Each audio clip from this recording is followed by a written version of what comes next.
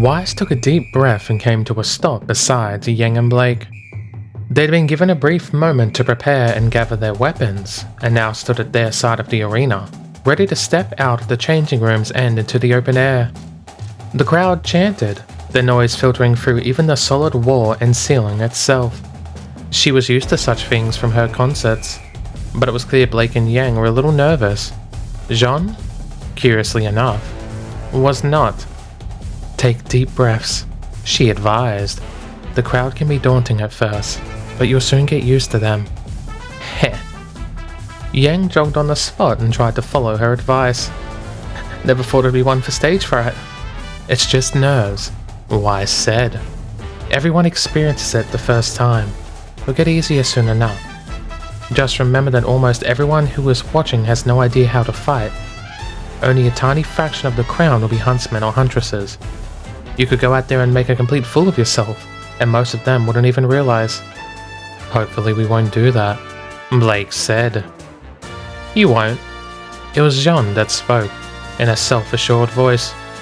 "You're nervous now, but once the fighting starts, you'll be so focused on the enemy, you won't even notice the crowd."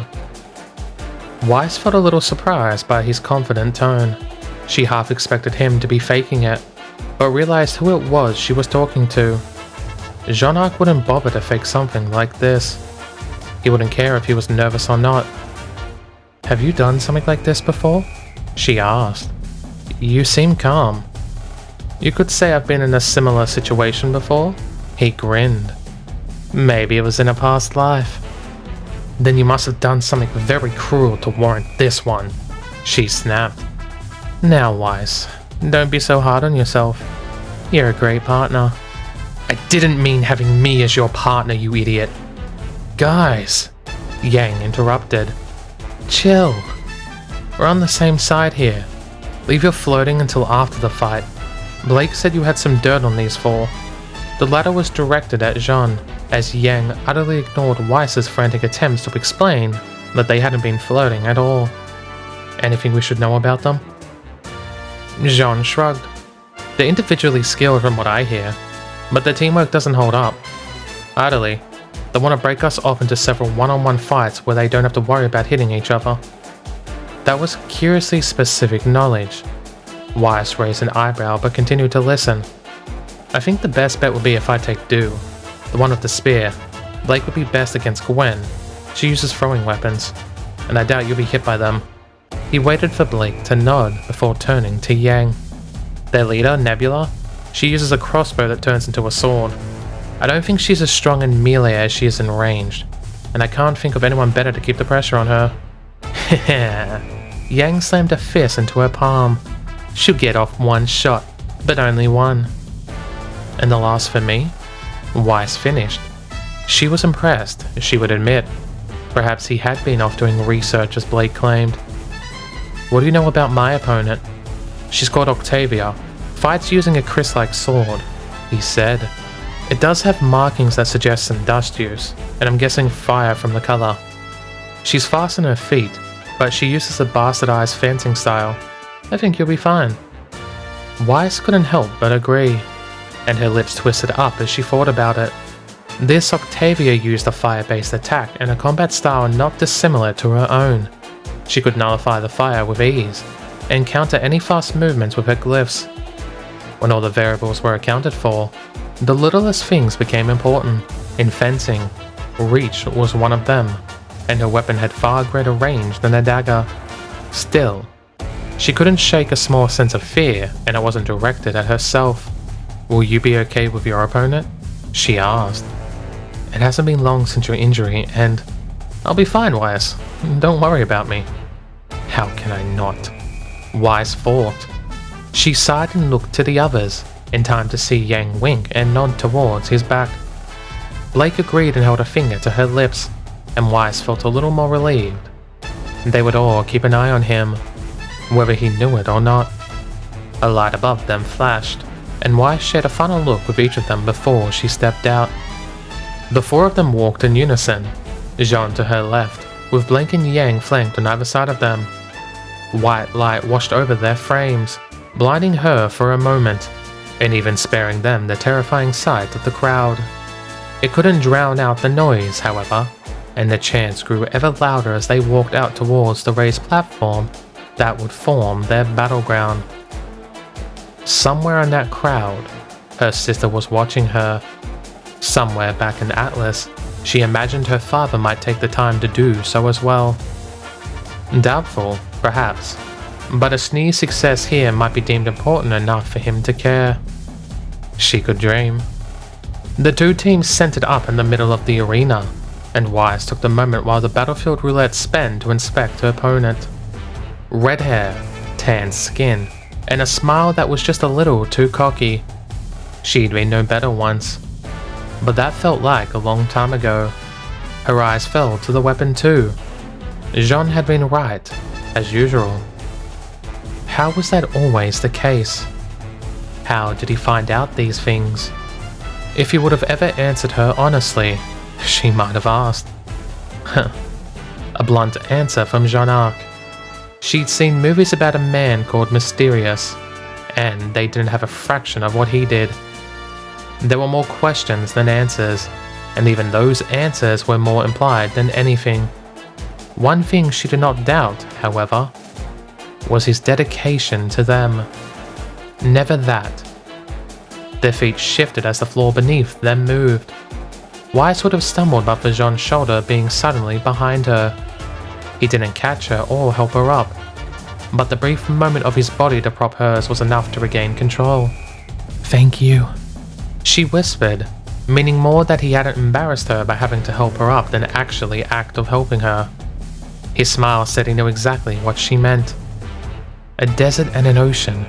Wise thought, analyzing the arena. The desert would seem to benefit them since they live in Vaco.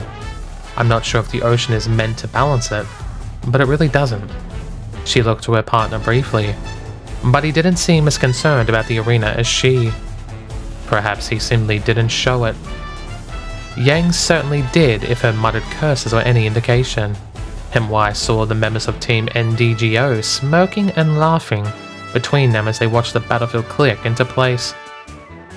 "Does this change anything?" Wise asked. "It makes them even more arrogant," Jaune said.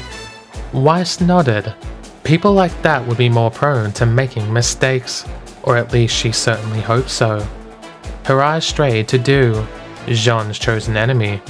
The woman looked confident and measured, clutching a spear in one hand. Unlike the other three, she didn't engage in idle chatter. She seemed to be inspecting the arena with a cautious eye. She looked measured and in control. A dangerous enemy. Would Jaune be able to withstand such a person? He was determined, but he wasn't the strongest among them, and although his tactics usually let him trick his way to victory, she was worried his reputation might have preceded him. He had enough people who disliked him in Beacon. Those girls were very pretty too. She could easily imagine an annoyed Beacon student spilling everything they knew. She eyed him worriedly. "I have the biggest advantage over my opponent. If I rush my fight and take her out as soon as possible, then I can sweep back to help him. He won't appreciate it. But if it keeps him safe, well, it was better to seek forgiveness than ask permission, or so they said." She never believed it herself, but she wouldn't seek forgiveness for protecting him anyway. He was her partner, her team leader, her friend. The world rankled. She didn't want him as a friend. Yang, Blake. Jaune kept his eyes on the enemy as the timer began to count down. "Try to pressure them as soon as you can. We want to take out their ability to use ranged attacks straight away. Weiss, can you make an ice wall to cut Du and Octavia apart?" "I can," she said. It would be costly, but she didn't want him being attacked from behind once her opponent realized she couldn't defeat her. Good. Remember guys, they're bad at teamwork, but they're arrogant. Weiss and Yang shouldn't have too much trouble winning their fights, and Blake and I will be able to hold out until help comes. He drew his sword. "It feels like we're playing into their hands," Blake whispered. "Shouldn't we fight as a group and exploit their weakness?" "Trust me," Jaune winked. and it was that amused little grin that truly tipped them off. It wasn't hard to remember all of his previous fights. "Oh boy," Yang said, grinning despite herself. "I can't wait to see how this turns out." "It'll be interesting if nothing else." Blake shook her head. The counter ticked down to 5. Weiss's thumb came to rest on the dust chamber on her weapon. She took a deep breath and held it. The clock ticked down, and much like she'd said earlier, the roar of the crowd almost seemed a million miles away. All she could hear was the deafening sound of that digital chime. 3 seconds, 2 seconds, 1 second. She leapt into action with the blare of the horn. A crossbow bolt whistled past her face, but she twisted away and slid onto one knee, striking a hand down onto the sand. Her weapon flashed, and a line of white raced along the ground. Yang kept pace with it. She leapt into the air, flipped so she was upside down, and fired both her gauntlets backwards. The force propelled her forward, and Nebula swore and abandoned her teammate to reload, blocking the attack. Her teammate tried to help, but the dagger she threw scattered away. Grumble Shroud smoked. The barrel aimed towards her. "Be careful," Weiss hissed as the wall formed, about to cut her and Jaune apart. "If you need help, all you need to do is shout." "I've got this, Weiss," he laughed. The last thing she saw of him was his smile, before the ice formed, before he was completely gone. She heard his parting words. "Have a little faith," he said. He was gone a moment later. "Faith. I trust you, you idiot," she thought. "I just don't want to see you get hurt. Not again." Her eyes hardened as she faced her enemy down. Her weapon flicked up before her. She would ensure his safety at the tip of her sword. "Why snee, huh?" Octavia laughed and drew her blade. She eyed the ice wall behind her, but shrugged and took a few steps away. Like he said, she seemed unconcerned to be trapped in a one-on-one fight. "I hope you don't expect your boyfriend to last against Du. Guys have a tendency of falling for her."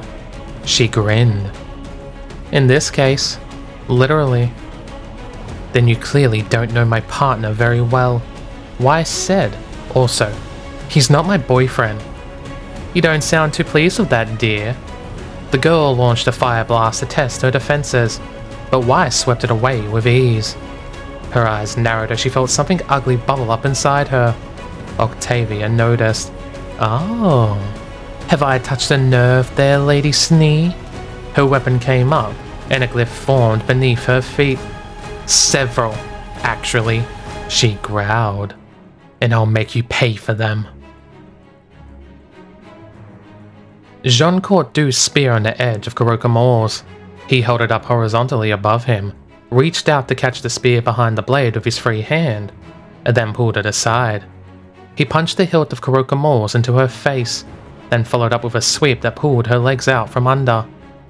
Du landed as best she could, swinging up her spear around in a wide arc that forced him to disengage. She climbed to her feet with a focused expression. "You're good," she whispered. "Better than I heard." "Now then," he said. "Who's been talking about little old me?" Kurokamore traced a pattern before him, the tip flicking from side to side. Her spear adjusted each time, the point shifting from the left of her body to the right as she tried to keep up her guard. She was cautious. That was both good and bad. It meant she was likely to throw an all-out attack, but also meant she wouldn't make any mistakes he could exploit. The balance was tipped in her favor there. He only had to make one mistake for this to be over. He hoped it wouldn't come to that, mostly because Du hadn't ever really done anything to him in a past life, and he didn't wish to see her horrified expression when she lodged her spear into his body. There was a reason he sent Blake and Yang after Gwen and Nebula. Both used ranged weapons, which put him in a bad spot. Even if he pushed them back, it would only take a meter or so space for Nebula to lodge a bolt into his throat. Gwen was worse. And, of course, Octavia had her own issues. mostly her speed atop the sand. His best bet had been Du, fast in her own right, but with a weapon that was slightly more predictable. It was that he took advantage of as she lunged in. His sword blade crashed against her spear, knocking it aside into the air. She pirouetted to try and bring it back, but he spun with her, falling down on one knee and slicing at her legs as her own attack sailed above his head. She fell back with a cry, limping for a moment. Her aura had protected her though. The pain was still there, as did the automatic response, but training kicked in and she pushed her foot back down with a frustrated growl. I'm more skilled than her. I could win this fight if it were fair. Sadly, it's not. And she's bound to try a desperate last gambit if I push her. The kind where she sought to take him down with her, likely trading blows. He couldn't afford that. Come on, Aura. I'm fighting. Isn't this what you wanted? The screen above the arena taunted him with its aura meter, labeling him as full. Well, there was more than one way to deal with her. He switched Kurokomore's to his left hand, earning a worried expression from her. It switched to one of confusion when he flipped it into a reverse grip, holding the blade behind him. She fell into a low stance, spear held out in front of her like a spear wall made of a single person. Against someone with a ranged option, it wasn't a bad idea. The biggest advantage a spear had over a sword was reach. If he could get past that point, however. His boots kicked up dust as he lunged forward. He kept his eyes on her hands, noting the minute twitch that heralded her attack before she even made it. Her left hand shifted lower, and he was already in the air before she began the sweep that would have cut his legs out from under him. It sailed beneath, and his body twisted to bring Kurokomore's down in a devastating overhead strike. She cried out, but it was quickly silenced by his right fist slamming into her jaw. He turned, stepping with her as she staggered back. His body completed a half circle, bringing around his left side again for another slash. She managed to bring up the haft of her weapon to block it, but her footing was clumsy. He grabbed the spear just below the blade, wrenching it down and out of the way. So close, his own sword was useless, but he used the pommel like a dagger, driving it up and under her ribs. While not sharp, the tip was more than enough to drive the wind from her lungs. He placed a foot on her chest and kicked back, creating distance and landing on his knees after a quick backflip. Duke Ray slammed down into the sand a few paces away. She glared at him as she staggered back onto her feet. The cold calm he'd seen before had been replaced with pure hatred. Good. Fancy that, he taunted. A Vaco student eating sand while the pampered city dweller stays standing. He made a show of weaving his sword before him, tracing it gently across the sand. If this carries on, the closest I'm going to come to an injury is dehydration. Du's teeth ground together. She didn't speak, but her frustration was as clear as day.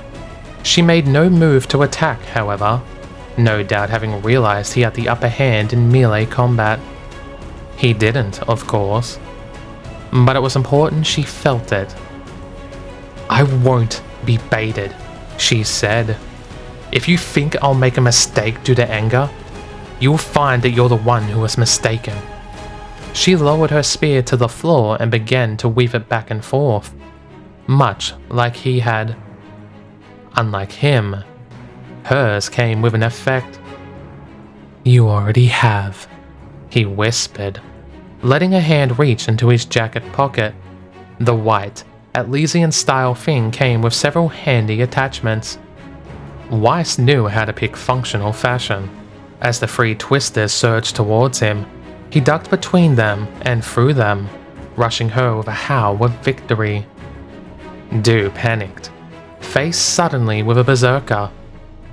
She slammed the point of her spear down and summoned a huge wave of wind, causing sand and dust to explode upwards in a cloud that obscured them both entirely. Jaune's hand came out of his pocket, and he fixed the goggles over his eyes. "Thank you, Neptune," he whispered. "I'll never call your goggles stupid again." He'd also need to do something nice for the guy for lending them to him. He'd been confused at first, but handed them over after extracting a promise that he'd look after them. Eyes protected, Jaune kept his mouth shut as the sand blasted over him. It whipped and pelted his skin, irritating it beyond belief. Behind him, the twisters were still going, and when the sand from the latest attack hit them, it was sucked up and expelled even further. The entire arena became covered in a thick fog, not unlike a desert storm. He heard Dew coughing and hacking somewhere nearby. She'd been less prepared for it, even if it was her own attack, and she likely kept her mouth open and inhaled plenty of it. Jaune grinned and crossed his arms. She couldn't find him, and had no pressing reason to find her. Really. She already lost.